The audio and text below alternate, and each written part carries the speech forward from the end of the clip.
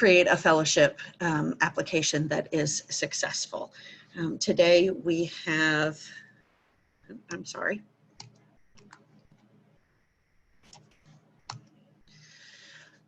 I wanted to let you know that if you are looking for resources, either here in DC or across the country, we invite you to sign up for our emails. We also have resources that you could search both on our website and on our social media outlets, and you can explore member benefits. And on the screen right now is our website for more information. In addition, you can always reach out to me, and I'm always happy to help law students, particularly in the fellowship arena. My background is both in practicing and as a law school career counselor, and some of my favorite projects have been working with fellows. I do want to give you a heads up for 2 other summer programs that are geared toward both discussing national issues and what's happening right now, and also for law students and those looking to start practice either in public interest or in law firms. So we'll be discussing current issues, the Supreme Court term, and looking a little bit ahead at the Supreme Court term in review, and that's on June 30th. And then our summer forum will be a series of 6 presentations, starting with our keynote, which is the DC Court of Appeals Chief Judge Anna Blackburn-Rigsby. And then it will be followed with a series of practice area specific panels in which we talk about resources and ways to do that type of practice both here in DC and across the country. Here is our panel for today. And they have kindly agreed to provide their contact information in the follow-up. So we will be doing that when we send out the follow-up to this program. One thing I want to remind you, if you look at the bottom of your screens, you will see a Q&A button, and that is where we are going to post questions so that we can share and that our panelists can answer. So as you come into our program, if you will put your name and your law school in the chat, if you haven't done so already, and if you have questions that you want to make sure get answered, you can start putting them into the Q&A right now. At this point, I am going to turn it over to our moderator, Amelia Keegan, and she is the Legislative Director at the Friends Committee on National Legislation, and she will introduce you to our panelists. And we will kick it to you, Amelia. Thank you. Great, thanks, Christina. And I want to just welcome you all here, depending upon your time zone of where you're calling in from, but here on the East Coast, good afternoon. And really want to just appreciate everyone for joining us. And for those of you who are kind of looking to thinking about your next steps after law school and making that commitment to public interest law. And we need more people in this field, and really grateful that many of you are looking at that. We know that so many of us who were looking to pursue this area, public interest law, it can be hard to kind of find those opportunities. And so there are a lot of great fellowship programs out there, and but it can be confusing. How do you navigate all this stuff? So we've got a tremendous panel here who is going to kind of break it down for us. How do you just start to going through and finding a host organization, going through the application process, all of that. So before we get started, Christina, I think we've got a poll that we can ask people, all of you, about kind of where you are. Are you a 1L, 2L, 3L, kind of where are you? So Christina, I'm gonna turn it over to you if you're able to put that poll out to everyone. Yep, and here it comes. We're gonna give you just a couple minutes, indicate where you are so that we know who we're talking to. You guys are quick, I love it.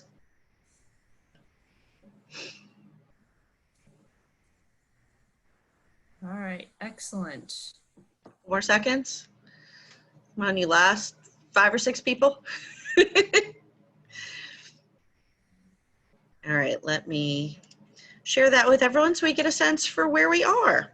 All right, good. So people all over, but I see a lot of rising 3L, so makes sense that you'd be joining us today. So with that, I really want to give most of this time for our superb panelists to be here. So I'm actually going to just do just a quick introduce who we've got here, but really let them introduce themselves so that I can stop talking. You can all hear from them. So we have Patty Malahi-Figer, who is Executive Director of the Washington Legal Clinic for the Homeless.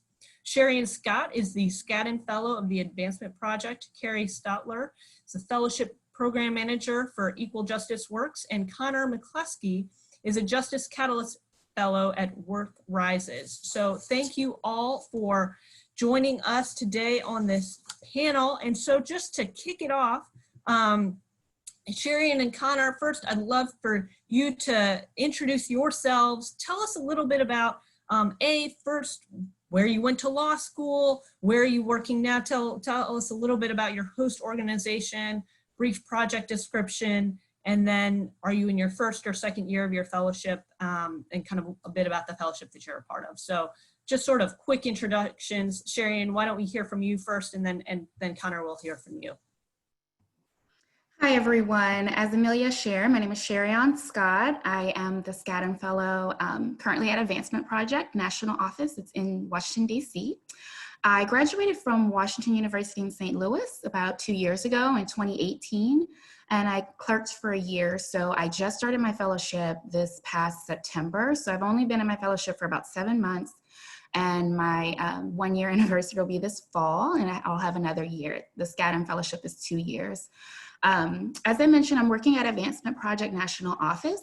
My project is focused on helping grassroots organizations help promote the rights restoration for people who have had felony convictions in their past.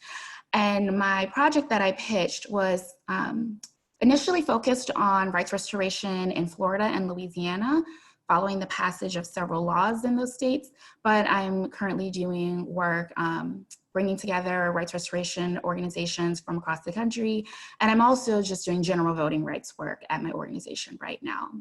So that's just a little bit about me. Thanks, Sherian. Connor. Hi, everyone. I'm Connor McCluskey. I'm a legal associate and Justice Catalyst Fellow at Worth Rises. I graduated from Georgetown a year ago. And so now I'm at Worth Rises, which is a New York City based nonprofit that seeks to dismantle the prison industry and remove commercialization and profit interests in the prison system on the pathway to abolition. So as part of my project, I'm designing a litigation guide to give people resources when they're trying to bring claims against prison telecom companies and other private prison companies. So I'm designing a guide that sort of works for pro se litigants or anyone else who's interested in this space to file suits themselves that wouldn't otherwise attract the attention of attorneys. And so, like I said, I'm a Justice Catalyst Fellow, which is a 1 year fellowship. So I will be finishing that up in August and then moving on. Thanks, Connor. So kind of turning it over to the host organization, the employer, and the fellowship, and Patty and Carrie, why don't we hear a bit introductions for you and maybe describe a little bit about your work and kind of information from the fellowships program from your perspective. So Carrie, why don't we start with you, and Patty will go to you. Sure. I'm Carrie Stotler, and I am the Fellowships Program Manager at Equal Justice Works. And more than half of my job is to run our selection process for fellows. So we just opened our application for our 2021 fellowship class. It's hard to believe we're already there.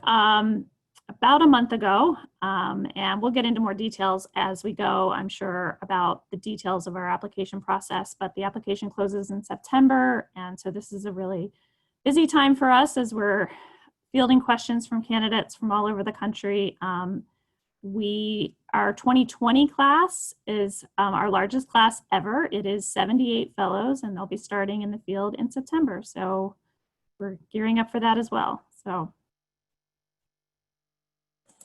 Thanks, Carrie.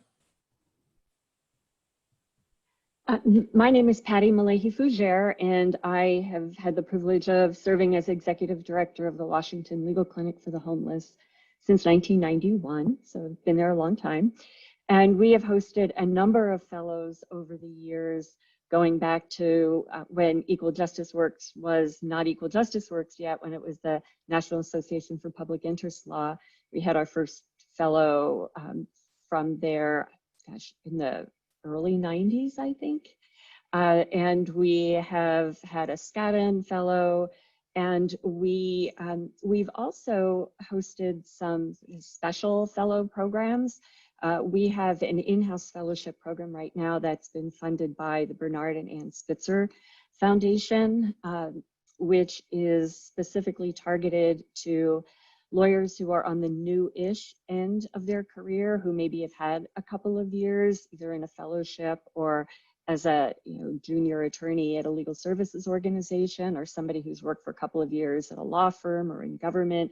They're ready to make a shift into public interest work. And that's our target audience for these fellows. It's a very small program. We've had 3 so far. And it's not on a regular basis. It's something that you just have to keep your eyes and ears out for, but we do promote that out to the various law schools, certainly to the Washington Council of Lawyers, and try to make that information pretty broadly available. Our program, the Legal Clinic for the Homeless, is a program that combines direct service and advocacy and community engagement to meet the needs of people who are struggling with homelessness. And our fellows have brought a tremendous passion to their work at the Legal Clinic, and their fellowship reflects the same kind of approach that the Legal Clinic takes. It includes some component of direct service to individuals, and often includes system reform efforts, sometimes policy advocacy, sometimes community building campaigns to engage nonprofits throughout the community to get involved in a particular issue. So it's been a great first experience for a number of lawyers who've been able to really advance their careers in the area that the fellowships started them off in.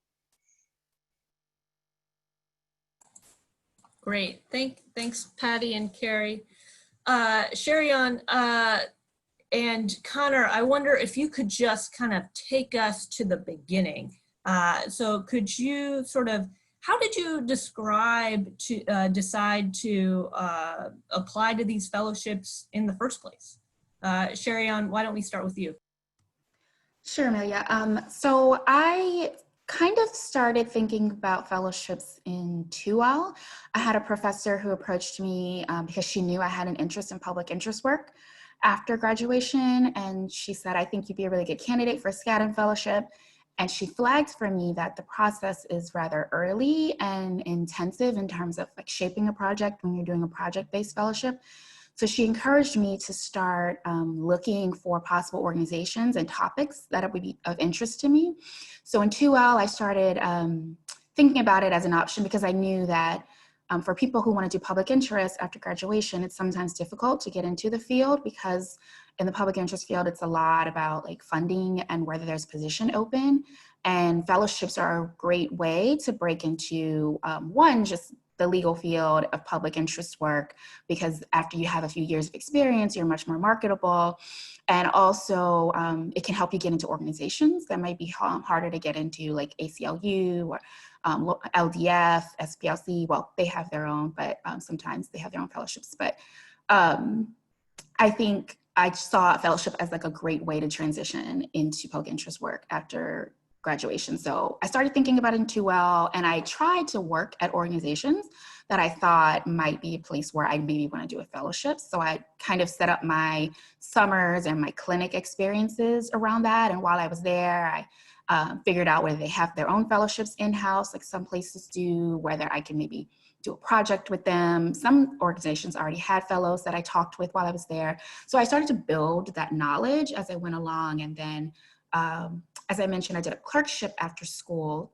So I left law school knowing I was going to a clerkship, but then the process was so early that right after graduating, I was taking the bar, I needed to decide, okay, am I going to apply for fellowships? And I didn't have a next step post clerkship. And so I circled back with that same professor, and she was like, have you thought about the Scouting Fellowship? Now would be the time to apply. And I decided that I thought it would be a good next step as a way to just get some experience in some of the areas I had an interest in, like criminal legal system reform, voting rights. I already had worked with my organization before as an intern in the past. As I mentioned, I tried to be strategic with my internships. And so I knew a little bit about what they were doing, and it seemed like a good fit for me to transition from my clerkship into public interest work. And I also liked my organization a lot that I knew I maybe wanted to work with, and I thought that would be a good place to get a survey of the different types of work that exist, so I could set myself up for my next steps in the public interest field. So that was how I kind of came about it. It was random and gradual. I didn't know, like, going into law school or even after graduation, and my professor had to circle back with me, and she stayed on me about it. But I decided that it was a good way to branch into the work that I wanted to do long term. Great, thanks. Connor, what about you? Sure. So mine's actually kind of the opposite in a way, in that, so I came to law school knowing I wanted to work on prison conditions and issues relating to prisons. And throughout law school, I interned at many different organizations involved in that issue. And then my 2L year, I interned at Worth Rises, where I work now. And then by the end of my summer internship, I had a good relationship with my boss. We had identified issues that no one else would address that we thought were very important. And we knew that there was no way that Worth Rises could hire me if there wasn't funding from a fellowship. So we went about that. And then I'll just say, as a practical matter, the reason why I chose Justice Catalyst specifically is because they do fund prison projects. I mean, working in prison conditions, it's tough to find funding. Throughout my internships, most of the new attorneys I met were on fellowships of one kind or the other. And that if you're trying to break into this area, the easiest way is to do a fellowship. So that's why I went about it. Great, thank you. So turning back to the kind of fellowship employer side, Patty and Carrie, Patty, I wonder if you could talk a little bit about how public interest organization really makes the decision to explore fellowship support, and kind of, Carrie, if you could talk about what does the process look like for program at EJW, kind of from that other end, what does that process look like for that the two of you have seen? I'll take it first, Carrie, is that okay? So I don't think that we can say that there is a precise formula for what an employer is going to consider. You know, it's going to vary depending on the organization, certainly the size of the organization, whether a group has the capacity to bring a fellow on. You know, not all fellowships are without cost to an employer. And an employer has to know that they're able to do whatever fundraising might be necessary to provide a match or any supplemental funding that's needed. So there is that financial consideration, and also wanting to make sure that an organization has the capacity to really provide a quality experience for a fellow.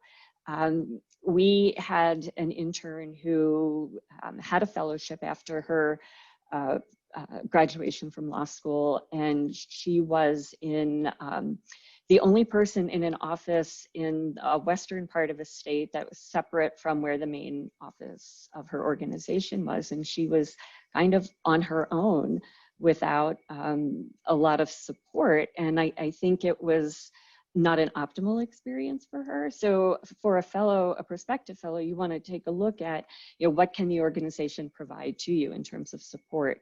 And for the legal clinic, you know, we have sponsored fellows typically for people whom we have come to know through internships. So I really appreciated hearing Sharian and Connor both talk about how they planned, you know, their law school time, their internships and their summer jobs to connect with organizations that they might have an interest in partnering with for the long term, because it gives the student the opportunity to know, is this an environment where I really feel that I can thrive, where I will feel supported, where the values of the organization align with my own values. Those are really important questions to think about.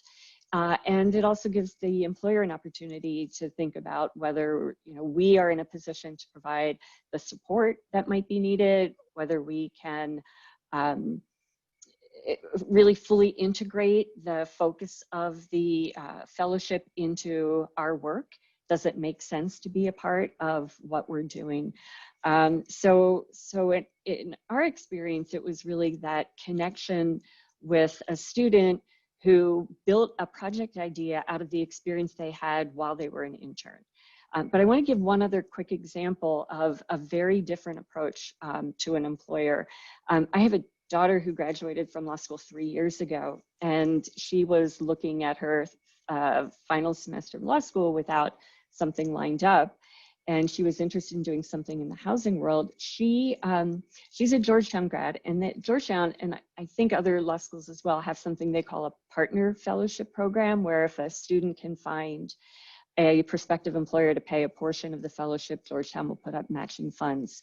And so Genevieve was in a class and heard someone speaking about a project that they had started out of a local law firm that was focused on solar. It was a Solar for All project, where this organization took the value of solar energy that was generated commercially and used it to underwrite the cost of utilities for low-income people.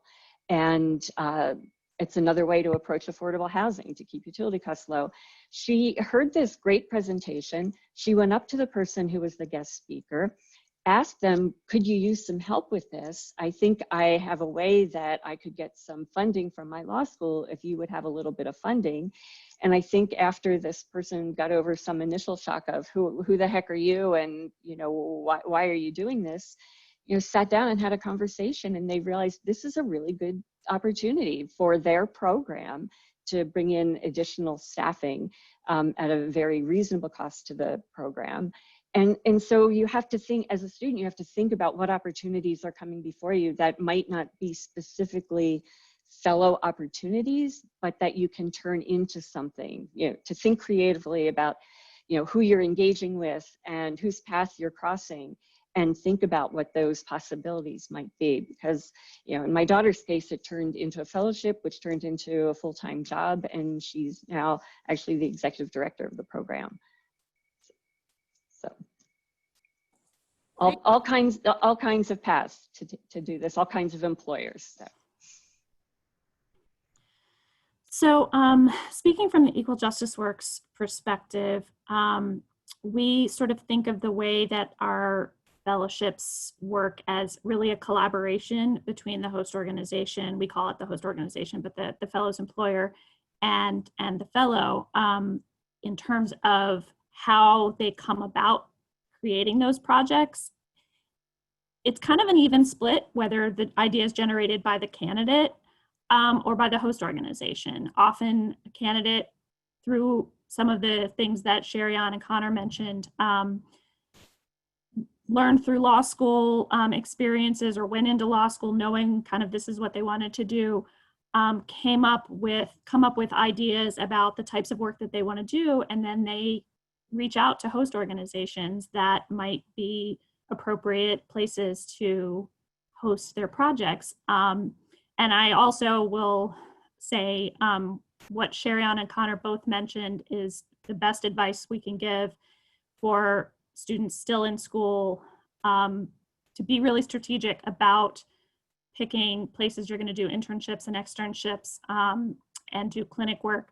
I mean, this is going to be if you're awarded an Equal Justice Works Fellowship, like Skadden, our program is also 2 years, you are picking your employer for 2 years. So you want to make sure it's a place that you will feel supported, that you will be able to develop your skills as a young attorney, and possibly could lead to employment after your fellowship. So you really want it to be the right fit for yourself, but also for your project.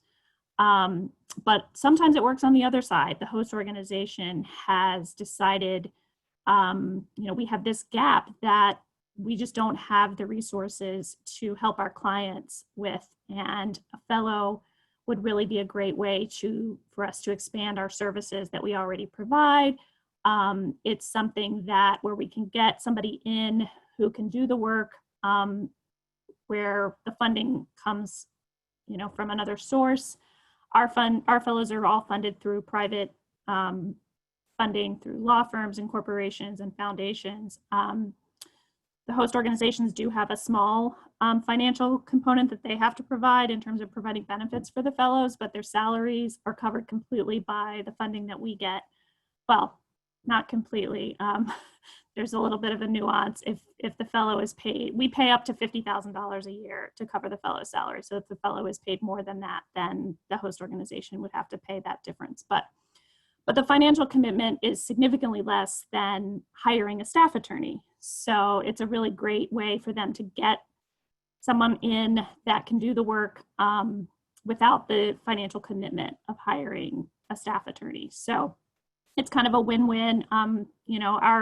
Our goal with our program is to launch the career of the fellow into public interest. Most of our fellows are right out of law school, so it's really their first job in the public interest space. But it's also to provide the host organizations the opportunity to expand their capacity and have somebody on staff at least for those 2 years. And in often the host organization through those 2 years is able to figure out funding to hire the fellow full-time after the fellowship. So it actually ends up being a longer term benefit to them as well. So the way that fellows come about their projects, like I said, sometimes it's generated by the candidate, sometimes it's generated by the host organization, but they sort of collaborate together to submit. It's one application, but both the host organization and the candidate kind of work together to design the project. And Patty mentioned a few things that are important, making sure that the project aligns with the host organization's existing mission, making sure that the host organization can provide the appropriate legal supervision. I mean, these are brand new attorneys, so they're really going to need a lot of hands-on supervision from their host organization, and making sure that, of course, the host organization can provide the logistical support, the financial commitments, and just the basics that any employee needs their employer to provide for them. So. Great, thanks. Well, so Sherry and Connor, you talked about this a little bit, but I wonder if you could go in a bit more depth, kind of what was the process like, just sort of finding and working with that host organization on the proposal, the application. Connor, why don't we start with you first this time? Sure. So finding the project was actually pretty simple. So again, my project is I'm creating a pro se guide about litigation resources for the prison telephone industry. And for those who don't know, the prison telephone industry they're parasites. They charge $25 for a 15-minute call. They steal people's money. They get away with things that would never fly in the free world. And so during my internship at Worth Rises, I was asked to put together a memo about all the times they've been sued. And I couldn't find any because they just don't get sued. And so really the genesis of my project was my boss and I saying like, wow, someone should sue them.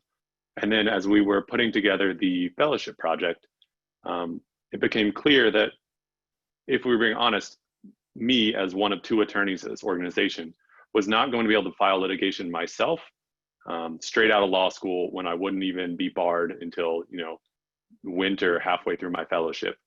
And that it frankly just wouldn't be feasible for an organization of our size of like 5 people to bring the sort of litigation we wanted. But I have the skills that I had at the time, legal research, legal writing, things like that. I was able to put together this litigation guide to let other people file these suits.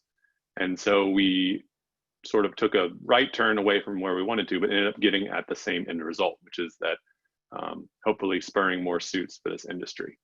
And then as far as actually putting together the application, once I had the initial proposal done, we just went back and forth over a series of months, sending drafts back and forth between my boss and I, refining it until we applied. I know Justice Catalyst is a little different in that they want you to submit a prospectus first, like a quick 1-paragraph write-up of your project, and then they will talk you through that before you go on and submit the final application. So there's a couple more steps, but I think the process is, any sort of revision and drafting process you're familiar with. Thanks. So for me, I briefly mentioned, but I guess I should have made clear my trajectory. So I interned at Advancement Project, where I currently work.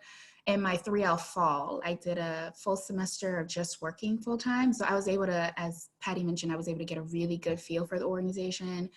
And I worked on a variety of projects while I was there, because Advancement Project takes a community lawyering lens to civil rights work. And we focus on school to prison pipeline and education issues, immigration, policing and mass incarceration, and then voting rights. So those are the 4 programs. And I got to do a little bit of work in all of them.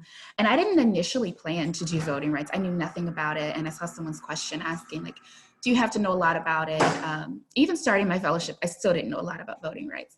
But while I was at the organization, I did a little bit of work on voting rights, and I realized that I actually enjoyed it. And then I learned about their work with rights restoration for people with felony convictions. And so in doing some of my intern work, kind of like Connor was saying, I realized this is an area that I can maybe do work in. And when I was deciding to apply later on, I reached out to my organization, Advancement Project, and I said, hey, I think I might want to do a Skadden Fellowship. Would you be interested in hosting me?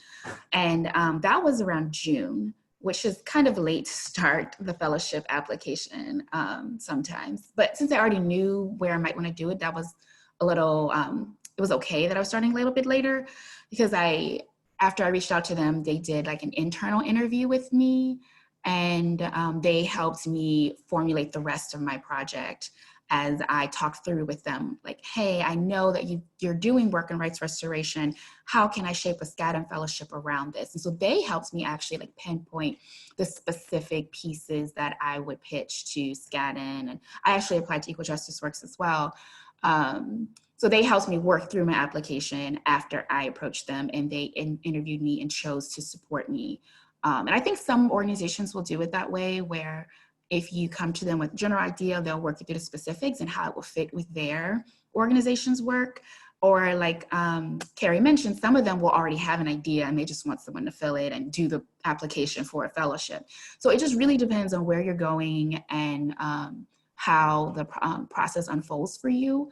But that was mine. Like, I had the idea and my organization helped me develop it further based on what I did with them while I was an intern.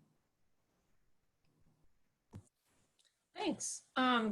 Carrie and Patty, I wonder if you have things to add from your perspective. Carrie, I'll turn it to you first.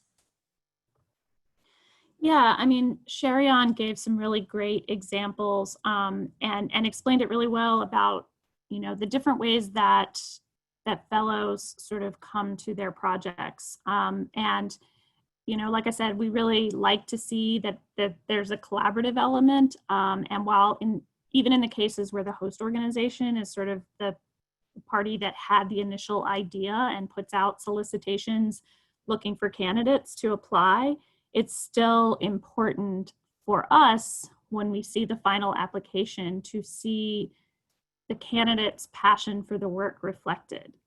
It's really obvious on paper to see if the candidate isn't really all that invested and is really just has applied because they need a job. So we really, and there's pieces of our application where we ask the candidate to put in a personal statement and really sort of describe to us why they're passionate about this work, even if they didn't initially come up with the idea. We really want to see that this fellow is the right person to do this work because they care about it for whatever reason, whether they have a personal connection to the issue or it's something they've studied in law school and have learned about a problem in our legal system they didn't know about that they want to work to address, whatever it is.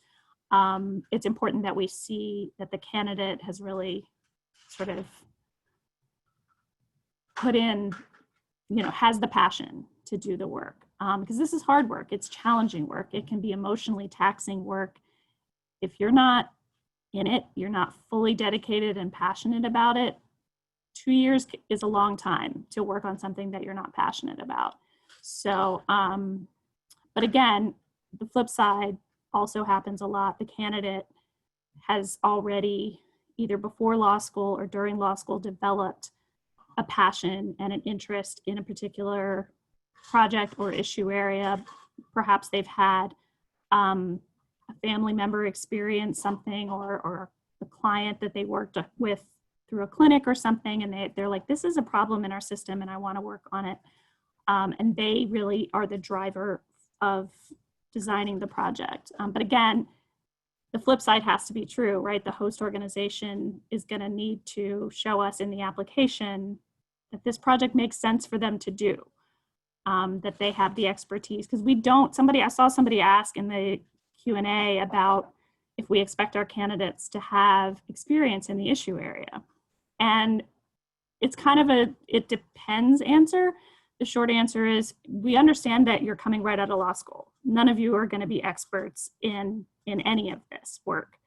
But it's beneficial if you show on your resume that you've interned at places that do this work, or you've taken courses in this work, and you're on your application, you'll be asked to describe why this issue that you want to address is a problem. So you'll need to show that you've done your homework, you've done your research on statistics and how this issue is affecting the community and people's lives. So you will need to show that you know what you're talking about, but we don't expect you to be experts. So that's where the host organization comes in. They should be the ones that really have the legal expertise that they can train and teach the fellow to become experts. We don't expect the fellows to start out that way. So I know I got a little sidetracked there, but yeah, our fellows come up with so many creative ideas and they come about them in so many different ways. So it's hard for me to just say, this is how you do it.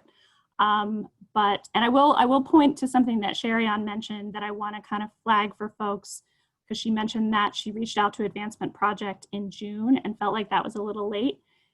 And that's fair to think that, but Skadden has a similar timeline to us. And I know you said you also applied at Equal Justice Works. Our application deadline is September. In this case, this year, it's September 17th. So even though we're in June now and it feels like September isn't that far away, it's still enough time to kind of begin reaching out to host organizations and having those conversations. You'll have to sort of be strategic and, make sure you're having those conversations. And of course, we also have the added logistical challenge of being in the middle of a quarantine. So you're not going to be as easily able to just, drive to or fly to a certain city and meet with people in person, but it can be done. And there's definitely time to figure out, exactly how you want to, what host organization you want to work at and get the details of your project outlined before the deadline.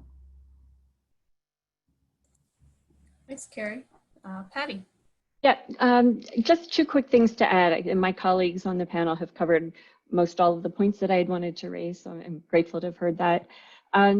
Carrie just mentioned the pandemic. That is a problem in terms of being able to connect with an organization and really get a sense of their culture and get that feel, that gut reaction as to whether it's a place where you feel you belong. And you're just going to have to be creative and try to explore other ways that you can get that, feeling, whether it's, looking to have one-on-one conversations with various staff members at an organization or former fellows at an organization, to get their views about, what it's like to be a young lawyer there. It's not the same as actually being in the workplace. But because of the practical problems that we are facing this summer, it's important to find a next best way to do that. The one other thing I want to mention, and I can't say that this is necessarily something that is important to organizations across the board, But for organizations like ours, and I know Sherry-Ann talked about like a community lawyering approach, I think coming into this process with a little bit of humility is really important, to have the sense that you are not coming in with the solution for this problem, you know, imposing a solution from outside or from afar, or something that you came to academically as a way to problem solve. But what we want to hear from prospective fellows is sort of what are you hearing from the community? You know, you're identifying that this is a problem. How do you know this? What solutions are you hearing from the community? And how did you connect? How do you get that kind of input? What's the role of community in seeing your process to some kind of seeing it through to completion? And that might not apply across the board in terms of projects, but if it's a project that does have some community lawyering component, I think coming into this process with some grounding in that piece and talking about solutions that flow from the community is a really important part for us, at least. Thanks. All right, so we've touched on this a little bit, but I think, you know, it is June right now. Carrie and Sherry-Ann, you both talked a little bit about the timing, but when is the ideal time to start, and how kind of walk us through just the timing of this a bit? I don't know if Carrie, you want to start, and then we can kind of move from there. Sure.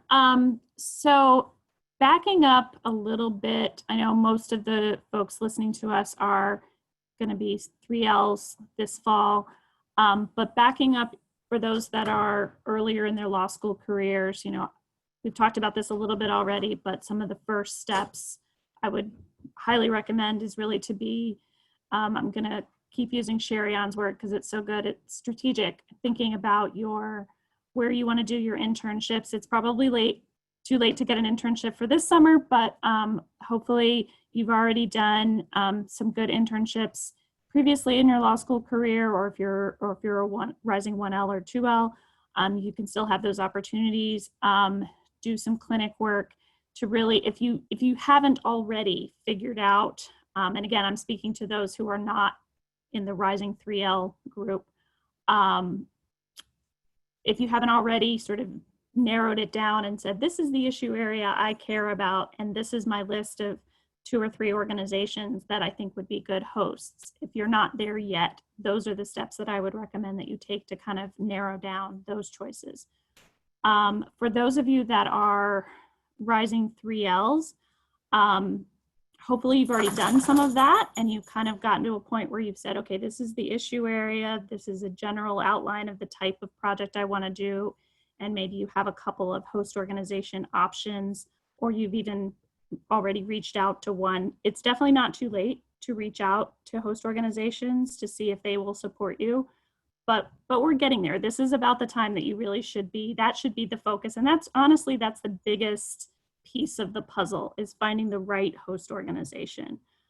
The application itself is long, it's detailed, and it will take a lot of work, but you can't do any of that until you find the right host organization. So this is really the time in early June now to start, if you haven't already, making those calls, setting up those meetings with potential host organizations. And we recommend sort of casting a wide net. If you know what city you want to be in, you know, come up with, and organizations don't hide the ball on this. You can find lots of information on their websites, on their social media. You can certainly go to our website, see what organizations have hosted fellows before in that same issue area.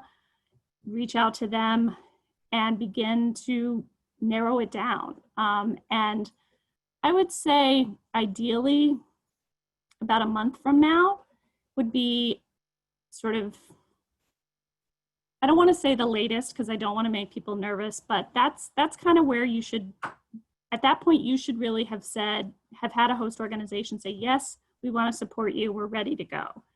That way you have a full 2 months to work with that host, and this is based on, of course, the Equal Justice Works timeline, because again, our application is due September 17th. So say by mid-July, you and your host organization have agreed you're going to do this together. You have 2 months to put together your application. And that's plenty of time, really. And it's about a 10-page application. And there's a section that the candidate fills out. There's a section that the host org fills out. And then there's a section where you talk about the project itself and describe what the project goals are, and talk about community collaboration. You'll have to do some homework if you haven't already to find out what organizations within the community would be good to collaborate with, and have a lot of conversations with your host organization about realistic goals. Because it's important to remember that this is just a 2-year program, so you don't want to be too ambitious with your goals, but you also don't want them to be too simple. You know, if they're goals that can be accomplished within a year, what are you going to do in the second year? But we also want to make, you know, there's a section of the application where we talk about, or we ask about sort of, what is the sustainability of this work? Because none of us expect any of these large systemic social justice issues to be solved in 2 years. So we want to see that the candidate and the host organization is sort of thinking about what comes next. Here's all the things that we hope to accomplish within 2 years, but then what's the next step to continue the work? And then of course there are the logistical pieces, like you'll have to include a resume, 2 letters of recommendation. I definitely recommend to folks, you could reach out to folks about your letters of recommendation now, even before you have the host organization decided. You could get those letters ready. You're also going to have to list 3 references, so you want to make sure to give those folks warning, notice that you're going to list them as references, make sure they're okay with that. And I would definitely make the thing that I recommend, and it's the simplest thing, but so many people forget to do it, is don't wait till the last minute. Finish your application with enough time to allow for lots and lots and lots of rounds of proofreading. Nothing can kill an application quicker than typos and, you know, things that are not in the right place. So gather a group of reviewers, talk to your favorite professor, somebody you worked with at a clinic, someone in the law school career services office, somebody at the host organization, and sort of put together a team and give them deadlines and say, I need you to review my application and give me your comments by X date, so that you have plenty of time before the deadline to incorporate whatever edits.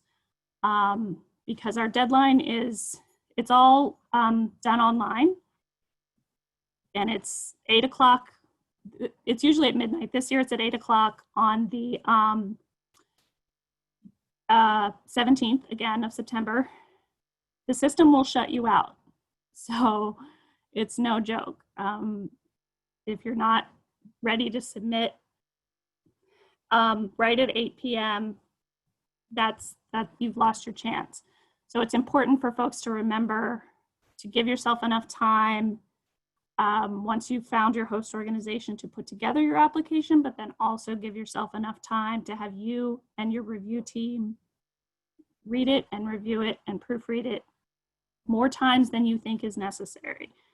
So those are some tips. And in terms of timeline, I mean, that's basically it. Applications open now. You can find all the information on our website that will take you to the application.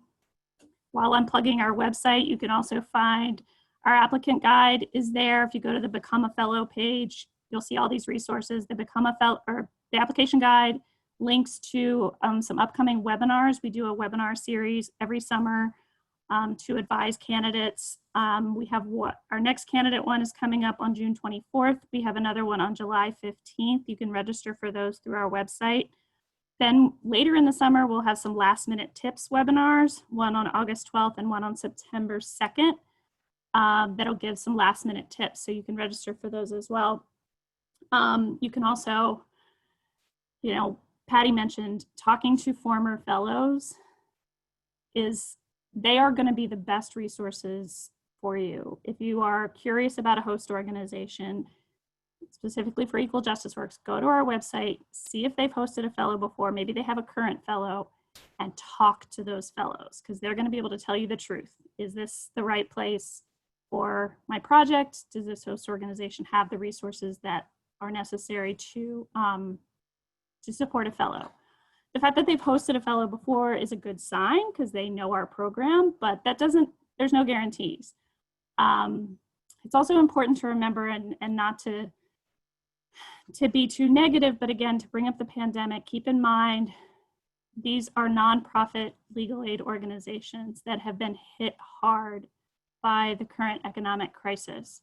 So make sure that you're having those conversations early on about the financial burden. Can they cover your benefits? Can they cover any additional salary above the $50,000 that they would get from Equal Justice Works? Because the last thing you want is to get all the way down the road and come in the middle of August and have them go, you know what, we don't have the budget for this. And then it's too late for you to find another host organization. So that's something, particularly this year, I would recommend to do super early because these organizations are struggling. So. Great, thank you. And I'm seeing a lot of good questions come up in the Q&A. So keep putting your questions there. We will be getting to Q&A.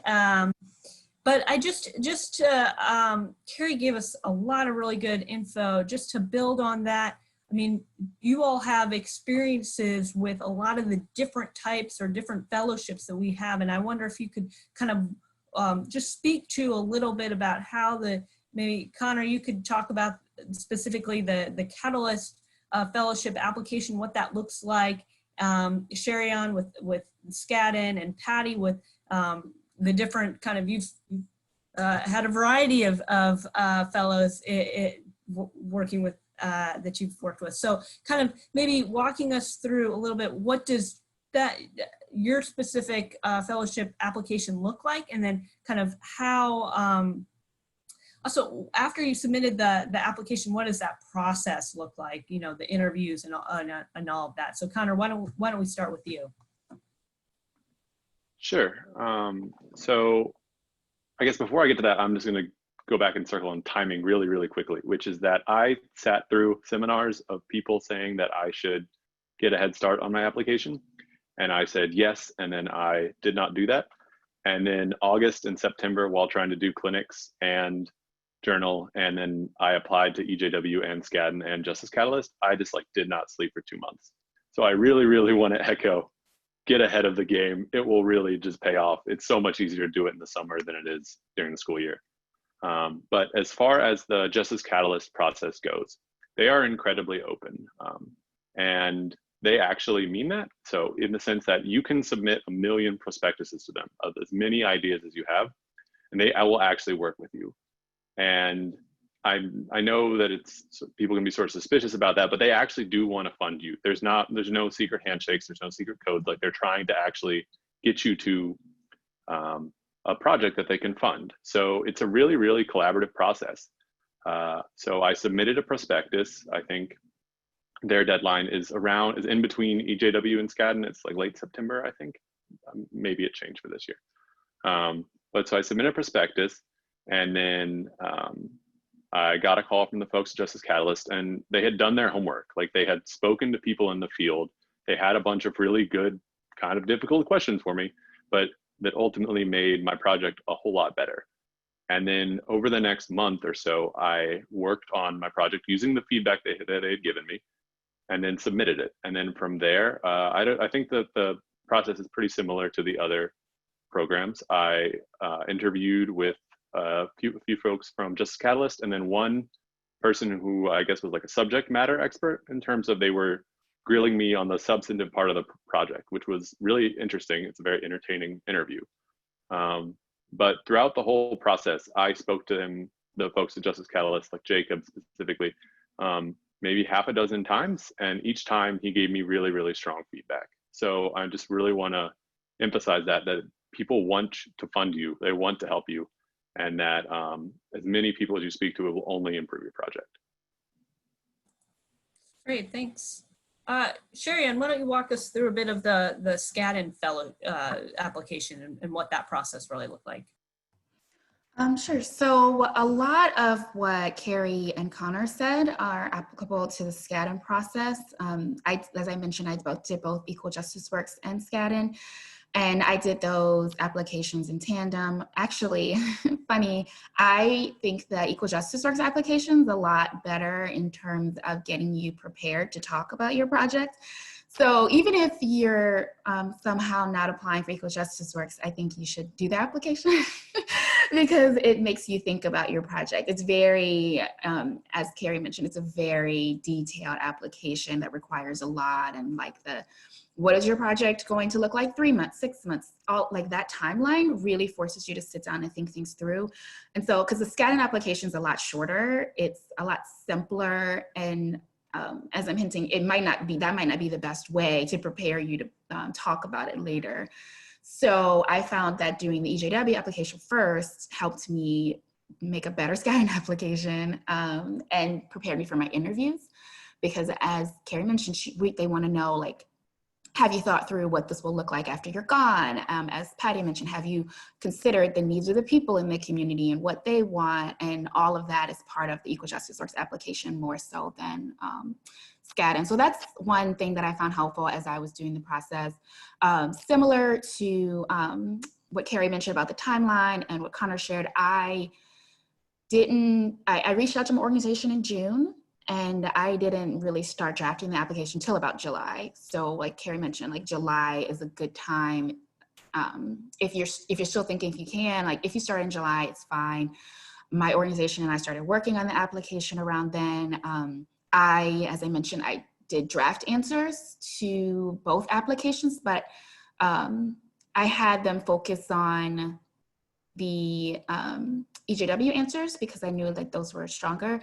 And so I sent them my draft maybe like late July, early August. They reviewed it and gave me feedback, and we went through multiple rounds of edits because, as someone mentioned, having some organizations are really good at getting SCADN fellows, and Advancement Projects fortunately has had a lot of them.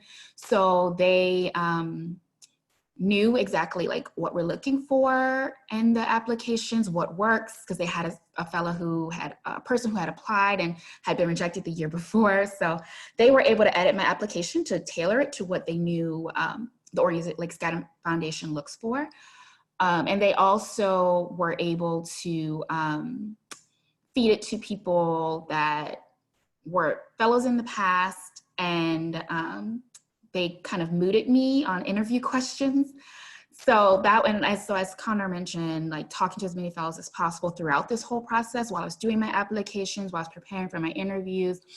And as a tip that I learned, like SCADN is like an underground thing. They like for you to talk to as many fellows as possible, get them on your side, and we can even like send little emails to them saying, hey, I met with so-and-so, their project sounds great. And the more people you have doing that for SCADN, in theory, I think the more they look at you when you go in for an interview. So talking to as many people as possible, whether they're alumni from your school, they're people who worked at your organization before, or they're people you just look up on the website and reach out to, because I think a lot of people are open to just talking with you, even if you don't have like a direct connection with them.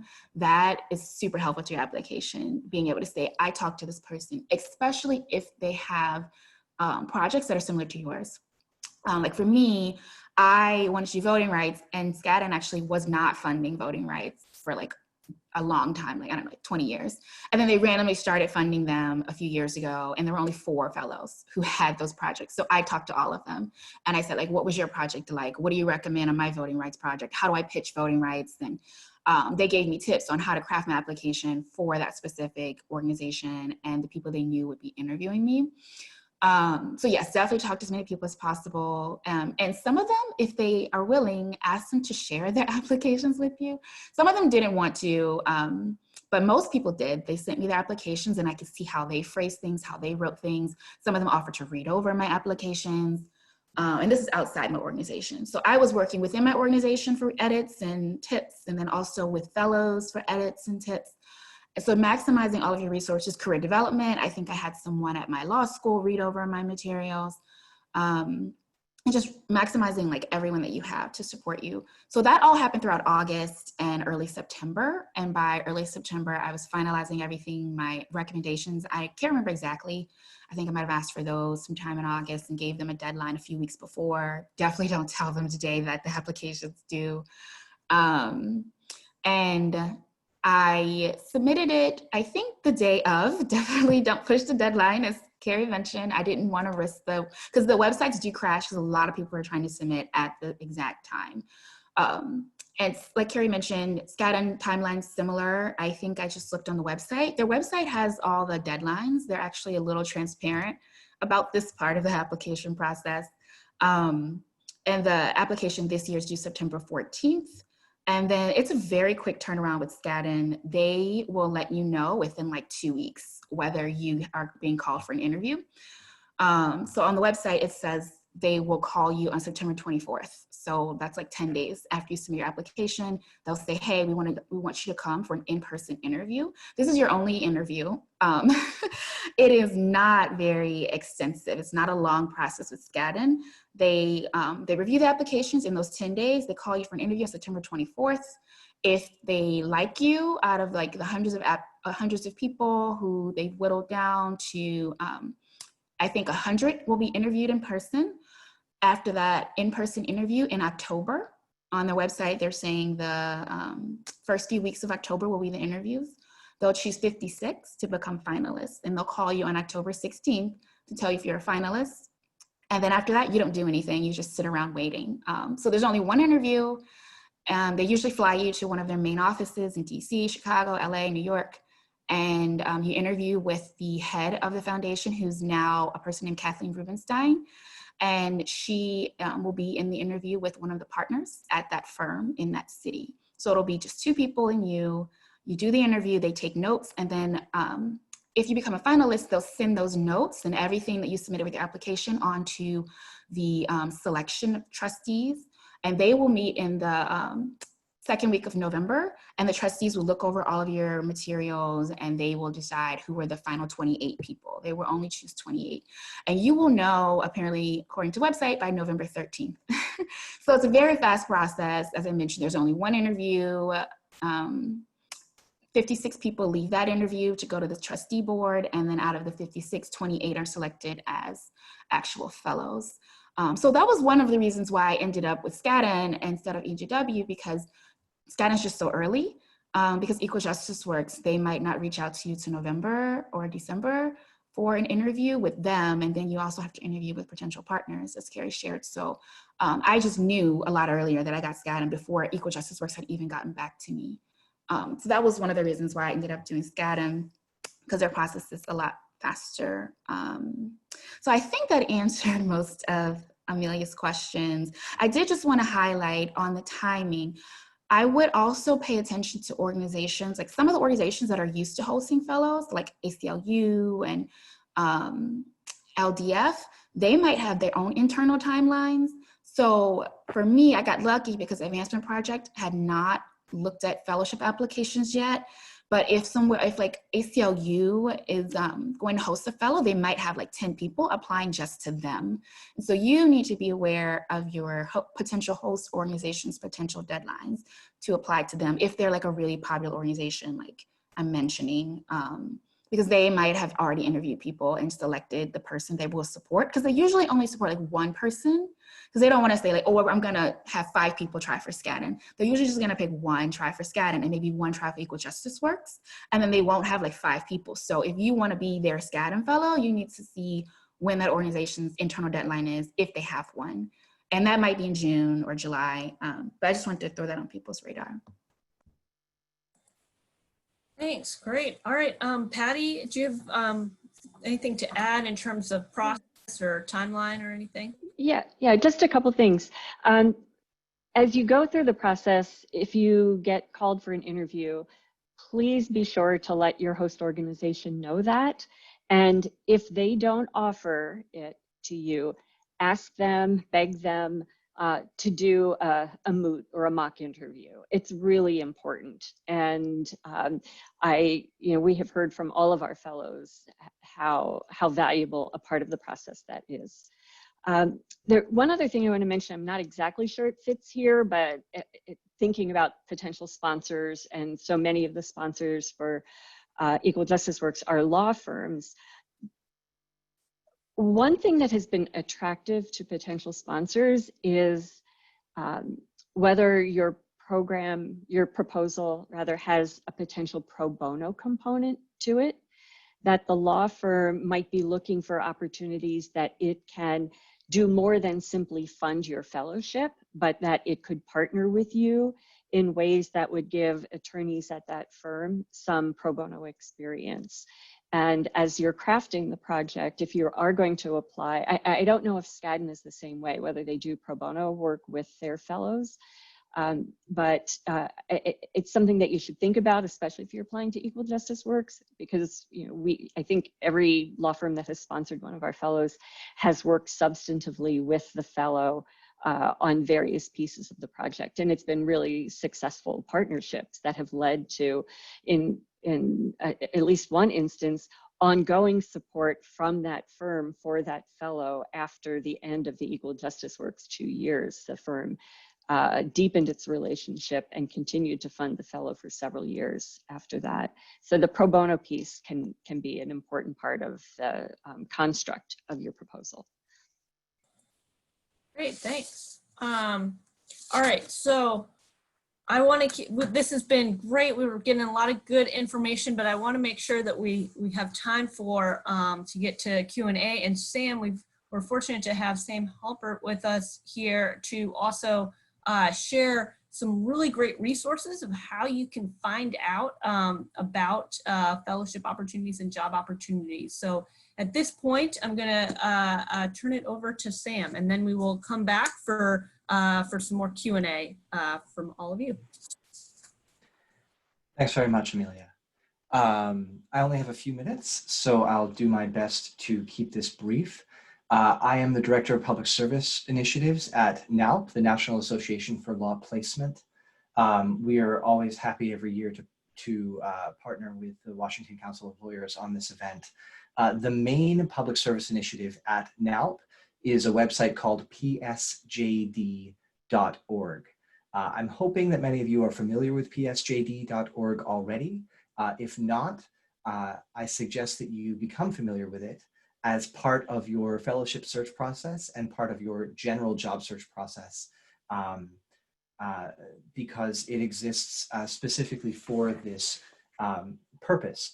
It is free for students and alumni of subscriber law schools. Most law schools in the United States subscribe. It's easy enough to figure out whether your law school subscribes or not if you go to the website and try to sign up. If for some reason your law school is not a subscriber, you can purchase an individual subscription for $20 per year. You can also have a conversation with your law school career office about why they don't subscribe to the service. But as I said, looking at everyone signing in, it seems like almost everyone, if not everyone on this call, is attending a law school that subscribes to the service. We do a lot of stuff on PSJD related to public interest legal job searches. I'm going to focus on what we do for fellowships right now. We spend a particular amount of time in our office trying to keep track of various fellowship opportunities that are available. When an organization indicates an interest in hosting a fellow or partnering with somebody to propose a project-based fellowship, we will keep track of that from year to year. And we have a calendar internally where we reach out to organizations affirmatively at the correct moment to determine if they're planning on seeking another fellow, after a year or after 2 years when the old one might be rotating out. So we try to keep the fellowship entries in our job database in particular as broad and robust as we can. I want to talk with you for just a couple of minutes about how we think about fellowships on the site. We have 3 fellowship categories.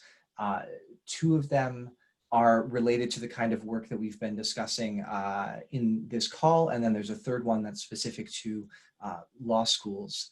So to get into that, EJW and Skadden and the fellowships that we've been discussing here are called on PSJD project-based fellowships because they are fellowships typically where the applicant has to propose a project in partnership with a host organization. More generally, this is the category that we use for all of these fellowships where you need to impress two different organizations ultimately to be able to do your work. The organization where you will be embedded as you're working, and the organization that is funding your work. So some of the things that you'll find in the project-based fellowship space are a little bit of a stretch as far as the actual project, but when we look at it from PSJD's perspective, what it's really about is that it's a more drawn-out application process typically, because there are going to be conversations with funders and also conversations with host organizations. The last thing I'll say about the project-based fellowships on PSJD, many of them are related to Skadden and EJW and some of the major players in this space, but there are also funding opportunities available from smaller organizations. The link that you see on the screen now is specifically for a fellowship that's funded by the Connecticut Bar Foundation to do work in the state of Connecticut. So if you look around on the site, you may find smaller organizations running similar programs to what you see with EJW. And those can be a real opportunity because they're usually less well known. Can we move to the next slide?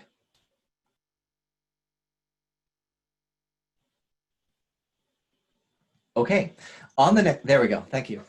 So the other type of fellowships that you'll see on PSJD we call, or another type is organizational fellowships. These are also fellowships with nonprofits very similar to the ones that you've heard about, except that in this case, the funding for the position is internal to the organization. So these will have a different application process and are not typically tied to project proposals in the same way. And there isn't going to be this additional step of convincing a funder to work with you. Once the host organization decides that they want to be involved with you, then that's as far as you need to take it. Next slide, please. The third type of fellowship that we track on PSJD, we call clinical or academic fellowships. So whereas the first two categories are for work with nonprofits, policy organizations, it's similar to it's a career path for becoming potentially a staff attorney, that sort of thing. The clinical academic fellowships are based within law schools, and it is often, but not always, a career path toward becoming a law professor or the director of a law school clinic or that kind of work. They are like the organization fellowships in that they are funded by the same organization at which you will be performing the work, namely the law school, but they are different from our organizational fellowship category because in our mind, the kind of work that happens within the law school environment is typically a different career path than what you might see in the nonprofit space. Next slide, please. Finally, I just want to note that we don't look at fellowships that are non-legal. What that means is if we come across fellowships that say that they're looking for people from a variety of different skill sets to perform the work, for example, a degree in law or public health or economics, those sorts of broad policy jobs, we will list them, but they don't go into the same rigorous cycle where we follow up with the organization year upon year, simply because our resources at NALP are limited and we're not able to expand our scope that far. But when you think about fellowships, it's also worth thinking about this category where your law degree could be an asset to an organization, but they are not interested exclusively in people that are approaching problems from a legal standpoint. This website, profellow.com, that you see on the screen is a great place to get started if you're looking beyond PSJD for fellowships within this category. Next slide, please. All right, as far as how to use PSJD to search for fellowships, the fastest way to do it is to go to the website and click the Search Jobs button at the top of the page. you'll be taken to a screen like this showing you all the jobs in our database. There's a box for job qualities in the right-hand sidebar. And if you open up the job types dropdown, you'll see that there's an entire area in there with these 3 types of postgraduate fellowships that I just described to you. Once you click on them, this search jobs list gives you a lot of detail.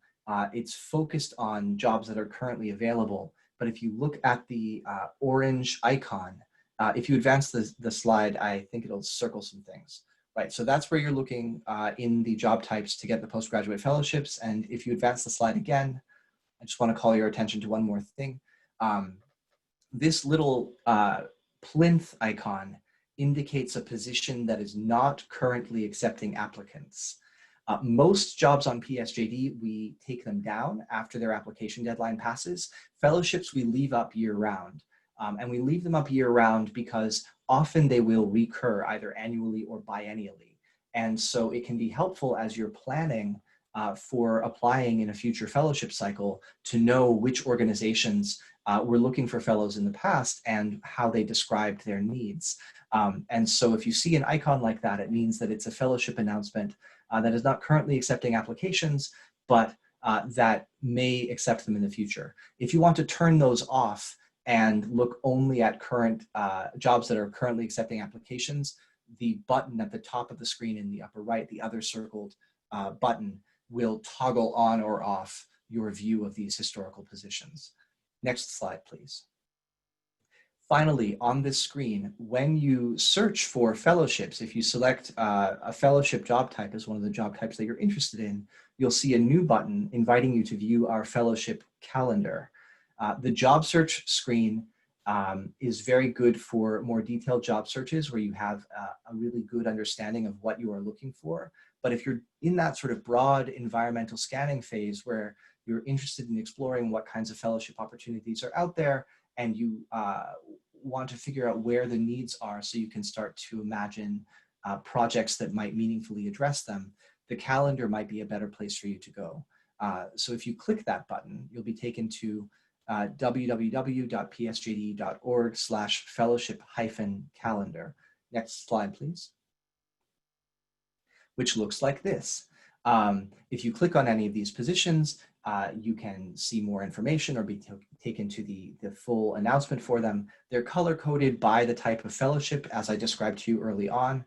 You can view them on the calendar based either on the date that they were posted on our site or on the date for which they had an application deadline. This calendar is not like a typical calendar because it ignores years. So if a job was posted with an application deadline of June 10th, 2020, even if you go and view this in a later year, it will still show as with an application that it will still appear in June. And that's so that for these historical positions that may recur, you have a sense of when that application either was posted on our site or came due in a previous year. So you know when to look for it or when to set aside time in your own schedule to potentially prepare for it if you're interested in that position. The last thing I'll note about this is if you look in the upper right, there's a dropdown that says number of fellowship cycles, i.e. academic years. You can go back as far as 5 cycles, I want to say. We take positions off the site if we get confirmation from the employer that they are no longer planning to seek another fellow in the next fellowship cycle. But until we hear that, we leave them up so that people can do research. If you're interested in organizations that may have looked for one several years back, but haven't posted a new announcement in a while, you can move that number of fellowship cycles backwards to see a greater breadth of historical information as you browse the calendar. That's my brief introduction to fellowship search as it pertains to psjd.org. I encourage everyone who isn't already an account holder for the site to visit it now and sign up. It should be quick, easy, painless, and free. Thank you very much for your time. Sam, thank you. That was that is such a terrific resource, and I hope everyone was able to log on and check that out if you haven't already. So we have a lot of good questions in the chat, and so I'm just gonna maybe mention a couple that came out and see if people want to speak to any of them.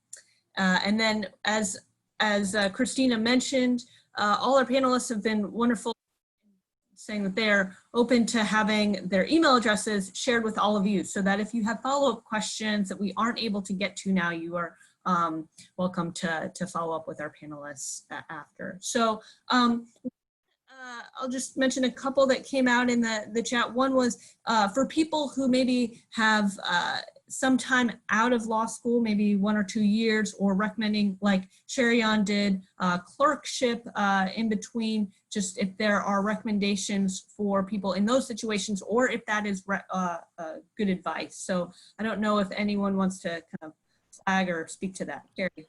Yeah, I'll jump in here and first of all, talk a little bit about eligibility for our program based on that. So as I mentioned earlier on, most of our applicants are applying as they're entering their 3rd year of law school, but not all of them. And we definitely have a number of applicants each year and a number of selected fellows each year that are a few years removed from law school. Some of them have done clerkships, and that is perfectly fine.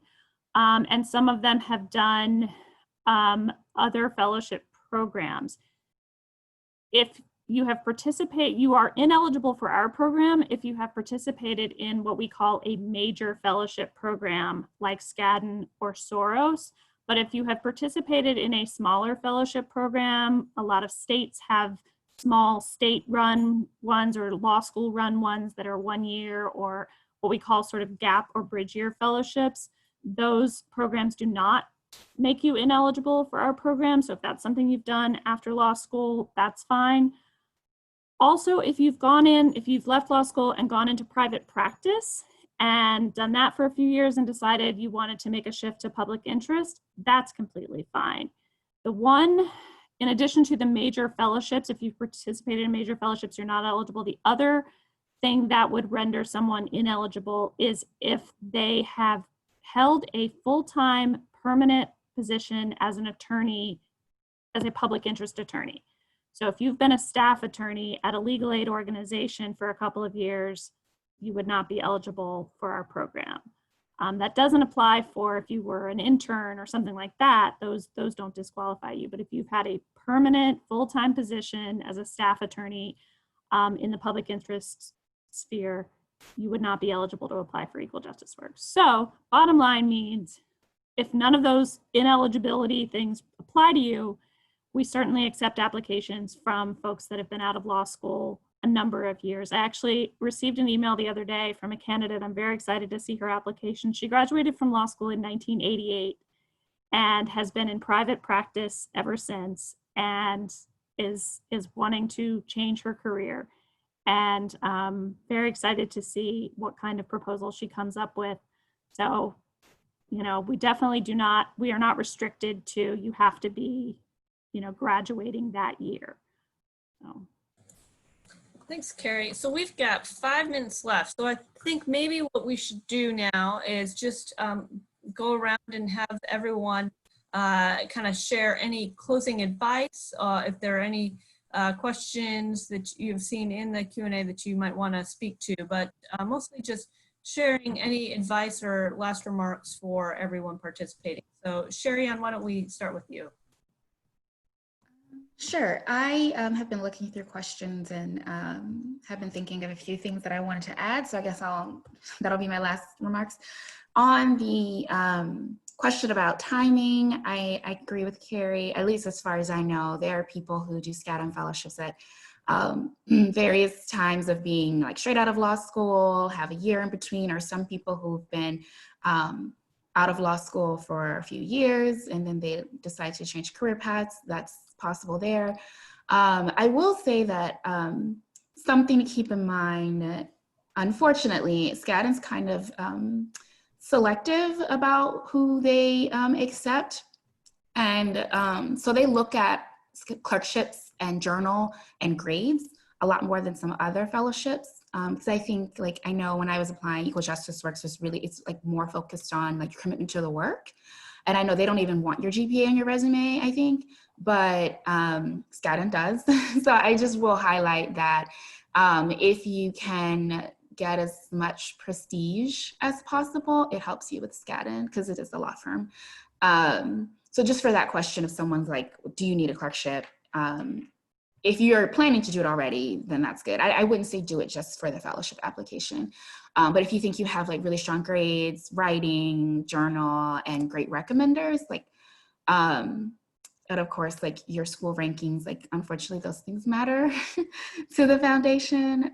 So I just will flag that if you're thinking about doing Skadden.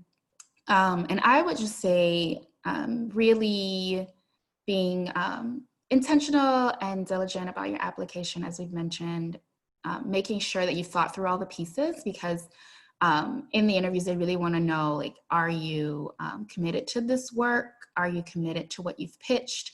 And have you thought through a lot of pieces of it, even little statistics? So I didn't talk as much about the interview process, but like prepping intensely for your interview, because that's where you really sell, like, this is what I want to do. This is why I'm passionate. And not just like knowing things on top of your head, but your passion for it. I think Patty mentioned that, like, are you really into this work? They want to see that. Even for Skadden Fellowship, like I just talked a lot about grades and those things, but they also want to see, like, is this person someone who will get along well with the people they're trying to work with, and who seems to really care about what they're pitching to us. That matters a lot. So just finding something that you are motivated to do and can express passion for. Great, thank you. Connor. Yeah, so I have like two pieces of advice, and I think first is more general and second would be Justice Catalyst specific. So I think that the first piece of advice that's really important that we spoke about earlier is don't overlook the fact that you're an asset to the organization that will be sponsoring you, and that you should consider the environment, consider the relationship with the person who's supervising you, and considering the work that you're doing. Getting a fellowship is not the end all be all. Like, you will get a job, it will be fine. But I have seen people who reached out and didn't necessarily consider everything before, and then got into a fellowship, and then it was not as successful as it could have been, or it was a stressful situation. So I think it's just really important to just consider what it's going to actually be like, and then if you're able to show that in your application, it will be that much stronger if you're able to say, I know I will be successful. Like, I will not waste all of your money, or like, I will have a successful project because I know that me and my supervisor get along well, or because we got a coffee and things went well. So that's the first piece of advice. And then the second piece is Justice Catalyst specific. So Justice Catalyst, I think, has a much more activist bent than the other organizations, at least as an applicant from my perspective. If they want innovative, they want social justice, they want progressive projects. So if that is your mindset, I would really, again, encourage you to reach out to them. And then I'll just say specifically for prison issues, I know Skadden, at least my year, had a very hard stop of wouldn't consider any project involving prisons. I don't know if that's changed, but if you are considering a prison project, like, please reach out to me. I can connect you to people who have done this, to tons of different fellows and things like that. I mean, so that's really, like, I reached out to a bunch of different fellows to get their applications. Everyone is always willing to help each other. People are really open about it. So just reach out to as many people as possible, and they'll actually give you good advice. Thanks. Patty. Okay, this is a little corny, but my advice is to have hope, H-O-P-E. So Carrie started out talking about how the work that you'll be doing as a fellow is hard. The process is hard. So make sure you put your heart into the process, or H. For O, think about others who would have input into your proposal. Make sure you engage those other people, get their input. Don't just ask for their feedback on what you've already designed, but really truly seek their input in the process. Key is to craft a project about which you can feel passionate. And Sharian talked about the importance of that passion, and I can't underscore that enough. And then finally, E for excellence. You want to make sure at every step in the process, you can be proud of what you're putting forward. And also stay engaged in your issue after you submit your proposal. That's not the end of it, right? You want to make sure that you go into an interview knowing if there was a newspaper article about your topic 2 days before, right? You want to be engaged just in following what's happening on the ground. Make sure that you remain as knowledgeable as possible. And that's all a part of excellence. So guys, have hope. There will be opportunities for you. And it's really affirming to me to know that there's so many of you who are interested in doing this kind of work. It gives me hope for the future. Thanks. Carrie. Yeah, so I have a couple things. I know we are actually over time, but so first of all, I should have said this at the very top, and I am sorry that I didn't make it clear. Equal Justice Works actually has 2 different types of fellowship programs. The one that we've been talking about today and the one that I work with is the Design Your Own Fellowships program. So it's project-based. The candidate sort of works with the host organization to design the project, and they're funded by private funders in any number of issue areas. We also have a public program group of core fellows that work on specific issue areas. If you go to our website, you'll see a couple of different cores. We have a crime victims justice core, disaster recovery legal core. We just launched our elder justice core, and we also have a couple of housing cores. Those are cores of fellows that also work at host organizations. The work they do and is similar, but the program is set up completely differently. The application process is very different. The funding goes to the host organization. They apply to us, and then they recruit the fellows. So it's a very different, the timeline's different. So I just wanted to be clear that everything I've been talking about today is just the Design Your Own Fellow program. If you have questions about any of our other core programs, don't hesitate to reach out to me, and I can put you in touch with colleagues of mine that work on those programs. So I just wanted to put that out there to avoid confusion. I saw somebody had asked a question about our elder justice program. So I wanted to say that. Secondly, I also wanted to say, Sharian mentioned that she had looked at our application and it had applied to both. That is really common, and we encourage it. Our goal, as Skadden's goal is, as Justice Catalyst's goal is all of these programs is to get as many public interest attorneys out in the field as possible. We are not competitors of each other. We actually work very closely with Skadden to coordinate our timelines. I mean, as Sharian mentioned, theirs is a pretty fast timeline. They make their selections on November 13th. We have that date on our calendar. We intentionally do not begin our interview process until Skadden has made their selections, so that we can then sort of make sure that the folks that have applied to us that got Skadden, take them out of our pool so that we can give those opportunities to other folks who didn't get Skadden. So that's intentional. We work very closely with Kathleen at Skadden. We have relationships with the Justice Catalyst folks. There's a lot of other programs out there that we work with and coordinate with. This is not a competition. So if at all possible, and it may seem like more work, and it is more work, I would encourage folks to apply to multiple programs if it makes sense for the type of project that you're designing. That just increases your likelihood of getting funding. We get over 400 applications each year. We end up funding between 70 and 80. It breaks our heart every year that we have to release so many excellent candidates that don't get funding. So if anytime somebody reaches out and says, I'm withdrawing from Equal Justice Works because I got a Justice Catalyst fellowship, we celebrate that as much as if we could have funded them ourselves, because that just means they get to do that work and we can fund another great candidate. So that's just really important to remember, that we all have the same goal at the end of the day. This is not, it's not a Skadden versus Equal Justice Works kind of thing. But one thing that I will say, Sharian mentioned as well, a little bit of a distinction with us and some other programs is we do not want your GPA. We don't care about your GPA. We don't care where you went to law school, other than that it needs to be a law school that is a member of Equal Justice Works, but almost every law school is. You can see a list of our members, our member law schools on our website. But we're not all about, you know, you have to go to Harvard, you have to have the top GPA. We are much more concerned with how invested are you in doing this work. So that is one thing that distinguishes us. We don't care about your class rank, any of that.